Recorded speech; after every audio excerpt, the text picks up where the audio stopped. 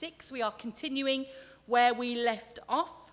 So Mark chapter 6, we're going to start at verse 45. It's the passage where Jesus walks on the water. Mark 6, verse 45, and Lisa is going to come and read to us.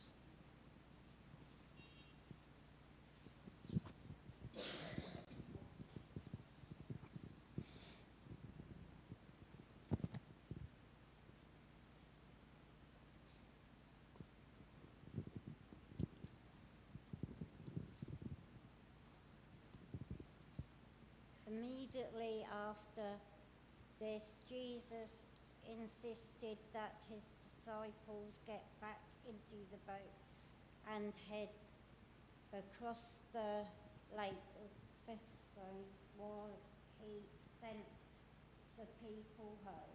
After telling everyone's goodbye, he went up into the hills by himself to pray. Late that night, the disciples were in the boat in the middle of the lake, and Jesus was alone on land.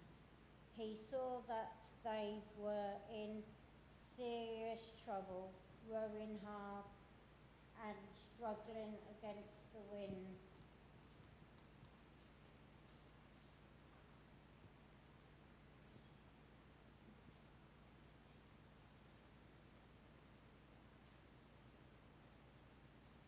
And waves. About 3 o'clock in the morning, Jesus came towards them, walking on the water. He intended to go past them, but when they saw him walking on the water, they cried out in terror, thinking he was a ghost. They were terrified when they saw him, but Jesus spoke to them at once. "Don't be afraid," he said. "Take courage, I am here." Then he climbed into the boat and the wind stopped. They were totally amazed, for they still didn't understand the significance of a miracle of the loaves. Their hearts were too hard to take it in. After they had crossed the lake, they had landed in Gennesaret. They brought the boat to shore and climbed out. The people recognized Jesus at once, and they ran throughout the whole area, carrying sick people on mats to wherever they heard he was.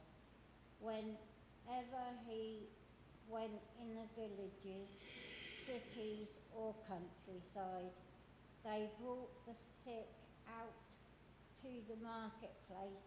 They begged him to let the sick touch at least the fringe of his robe, and all who touched him were healed.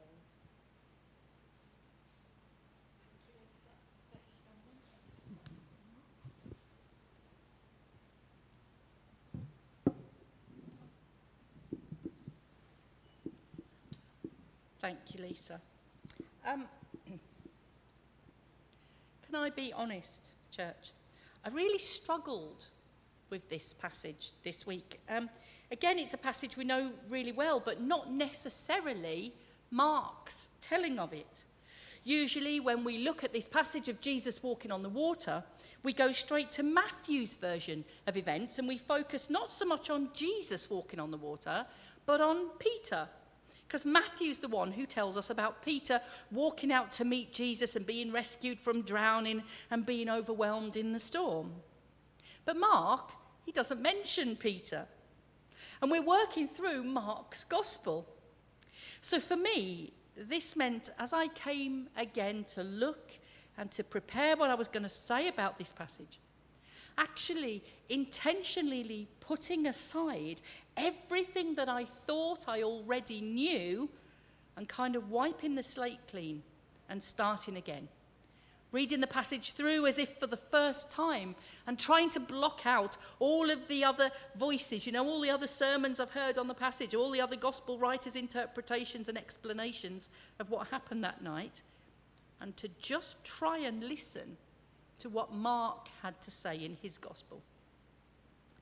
But today's passage follows on from one of the most busiest, most exhausting days that the disciples have ever had.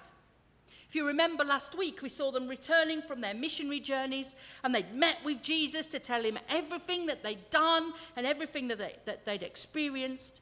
They'd heard the devastating news that John the Baptist has been killed, and so they'd gone, if you remember, with Jesus to try and find a solitary place, a quiet place. But they hadn't been able to rest because the crowds had followed them, and Jesus had then had compassion on all the people. And so instead of spending that precious time alone with his disciples, instead of having that time to rest and recharge, instead Jesus had spent the day talking to the people and teaching them. And then the disciples had seen and been a part of that incredible miracle, feeding all those huge crowds of people. And so you can imagine, they must be absolutely beyond exhausted right now.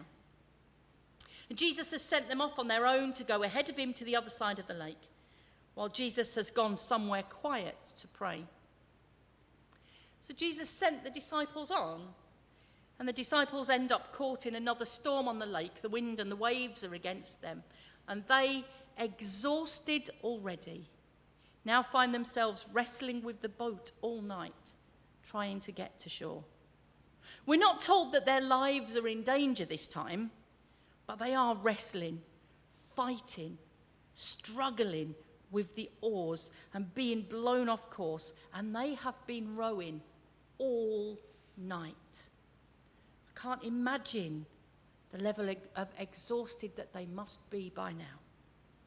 But look at verse 48. From wherever he was, Jesus saw the disciples straining at the oars. Now look, we've all been in those storms, haven't we? Those storms where the wind is blowing and the rain is falling, and you can't even see your hand in front of your face. If you're driving, you need your windscreen wipers on apocalypse level, even just to see the edge of your bonnet. We've all been in those storms. And yet it says Jesus could see them. Now, whether that's physically, that he actually could physically see them from his high point up in the mountains, or whether that it's supernaturally he could see them. He could see them. His eye was on them. And, as has been proved, he could get to them. So even if they felt like they were in the storm alone, they really weren't. And then it says just before dawn, Jesus walks out to them across the lake, walking on the water. And then we get that strange phrase. It was slightly different in your version, Lisa, but in mine, at the end of verse 48, it says that Jesus was about to pass them by. And it's a very specific phrase, to pass them by. And the first time I read that, I thought, what? The disciples were struggling. They've been rowing and wrestling in this against the wind and the waves all night, and Jesus just meant to walk on by and leave them to it. But no, that's not actually what it means. The Greek word, I try not to do this too often, but it is important. The Greek word that's used here, that is translated pass them by, it's the same word that's been translated from the Hebrew when it says that God passed by his people. In other words, when he showed them his glory. There are two significant passages in the Old Testament that this draws our attention to. The first one is in Exodus, for those of you who have been really good and have got your pens and papers to make notes. The first one is in Exodus 33, verse 19 to 34, verse 7. Exodus 33, verse 19 to 34, verse 7. And that's where Moses asks God to show him his glory. And God responds by passing by him and proclaiming his identity. Exodus 33, verse 19 to 23 says this. And the Lord said to Moses, I will cause all my goodness to pass in front of you, and I will proclaim my name, the Lord, in your presence. I will have mercy on whom I will have mercy, and I will have compassion on whom I will have compassion. But, he said, you cannot see my face, for no one may see me and live. Then the Lord said, there's a place near me where you may stand on a rock. When my glory passes by, I will put you in a cleft in the rock and cover you with my hand until I have passed by. Then I will remove my hand and you will see my back, but my face must not be seen. The second passage of significance is in 1 Kings chapter 19 in verses 11 to 12. And if you remember, this is Elijah. He's had that great encounter with the prophets of Baal, and he's won, and then he's exhausted, and he goes and he runs and he hides in a cave. And the Lord tells Elijah to stand on the mountain, for the Lord is about to pass by. Let me read that passage to us from 1 Kings chapter 19. It says, then a great and powerful wind tore the mountains apart and shattered the rocks before the Lord. But the Lord was not in the wind. After the wind, there was an earthquake, but the Lord was not in the earthquake. After the earthquake came a fire, but the Lord was not in the fire. And after the fire came a gentle whisper. When Elijah heard it, he pulled his cloak over his face and went and stood at the mouth of the cave. But I love that. It just brings to mind that old hymn, doesn't it? You know, the one that says, Lord, speak through the earthquake, wind and fire, O still small voice of calm. And so when we read in our passage today that Jesus intended to pass by his disciples, it's not talking about leaving them struggling and carrying on without them.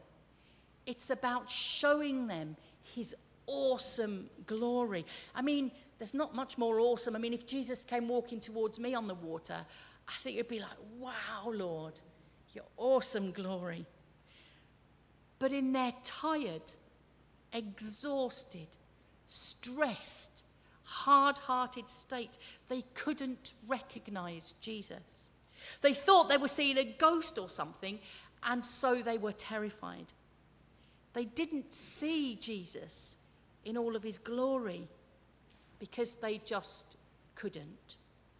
The one they had travelled with, the one they had eaten with, the one they had talked with and learned from, the one who had sent them out in the power of the Holy Spirit to cast out demons and heal people, they couldn't recognise him.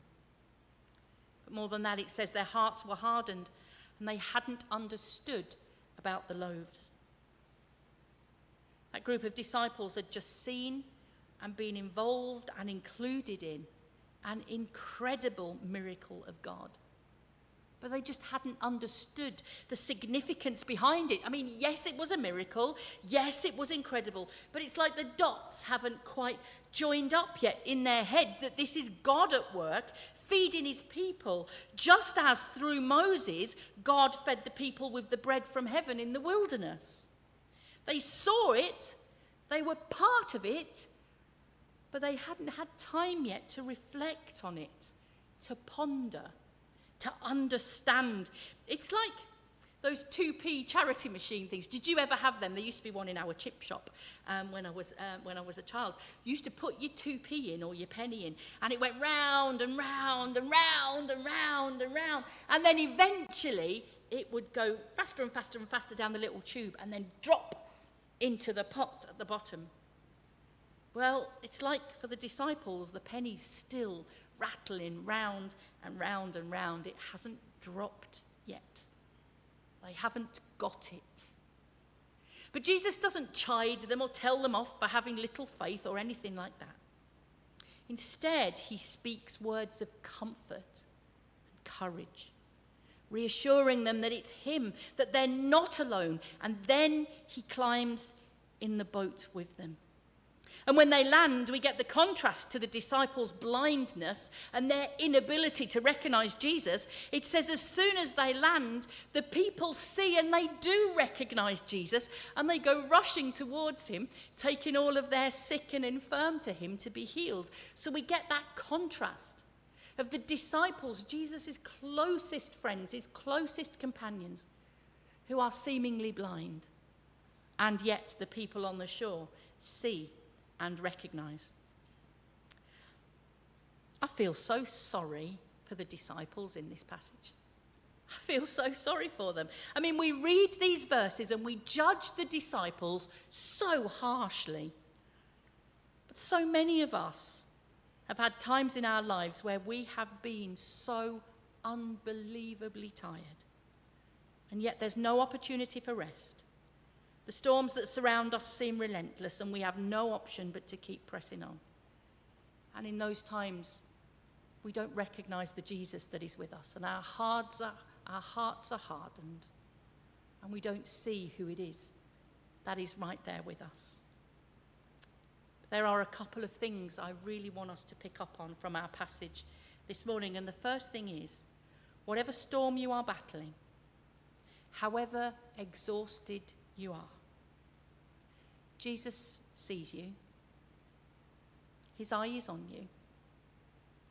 He knows. And he is with you. You might feel at times like you're completely on your own, battling on your own, running out of strength. Jesus sees you. He knows what you are going through. He is with you. Today, will you choose to hear his words? Take courage. It is I. Don't be afraid.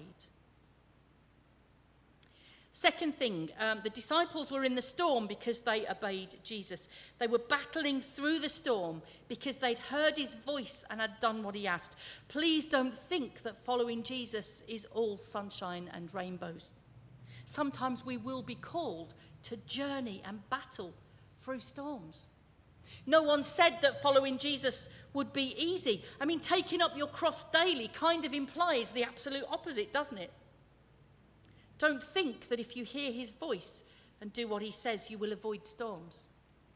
Actually, you could find yourself led directly into one. But remember, God sees you. He knows. He is with you. So take courage and don't be afraid. Keep rowing, keep pressing on, keep going, keep making your way through the storm. You will get there. You will get there. The third thing is, when Jesus saw them, he could have immediately made the storm stop. He's done it before, just a couple of chapters ago, when the storm was raging and he was asleep in the boat, and he gets up and he speaks a word and calms the storm. He stops the rain and the thunder and he stills the waves. Jesus could have made the storm stop, but he didn't.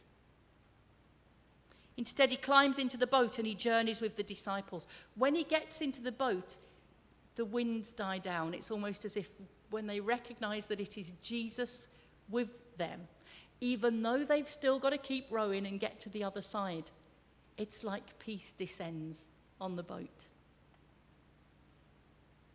Jesus climbs in the boat and he journeys with the disciples through the storm to the other side of the lake. He is with them in their struggles. He is with them in their exhaustion. He is with them in everything that they are going through until they land safely on the other side. Isaiah chapter 43 verse 2 is one of my most favourite verses in the whole Bible. It reminds us of the truth of God's presence with us no matter what we go through. And it says this: when you pass through the waters, I will be with you. When you pass through the rivers, they will not sweep over you. When you walk through the fire, you will not be burned. The flames will not set you ablaze. This morning, church, I know that some of us here are exhausted. You're running on empty. The storm seems relentless, and you know if you stop to think about it, you'll just stop rowing and your boat will capsize. You're that close to the edge. It's too big.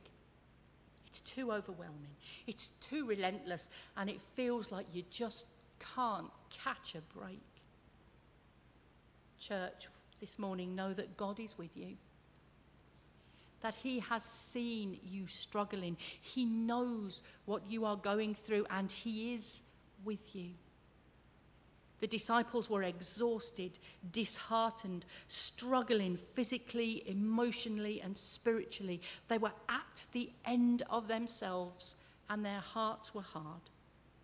They were so fed up with Jesus, so fed up with God, so fed up with still having to battle through another storm. But Jesus didn't leave them alone.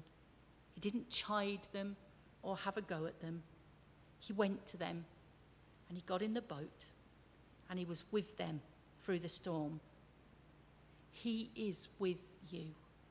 He is with us. He sees. He knows. He is here. So this morning, hear and hold on to his words for you. Take courage. It is I. I am here.